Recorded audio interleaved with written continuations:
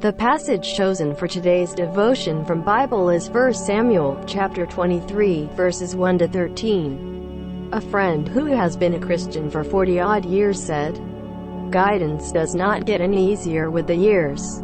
We deal daily with choices, but every now and again the Lord closes a chapter and moves us into new areas, whether geographically, job-wise, in ministry or in relationships, and the decisions we face have long-term consequences. Seeking God in those situations and taking wise steps is not easy when so many factors are uncertain." David in our reading similarly encounters a challenge.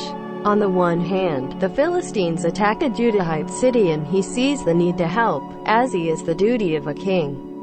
However, his men worry that coming out of hiding would expose them to danger, and, indeed, the very city they deliver will later be prepared to betray them to Saul. In the midst of all this, David calls on God persistently until he is reassured, and then he obeys. He is able to inquire of the Lord both in a personal relationship as well as through the ephod, which was available to kings through the priest.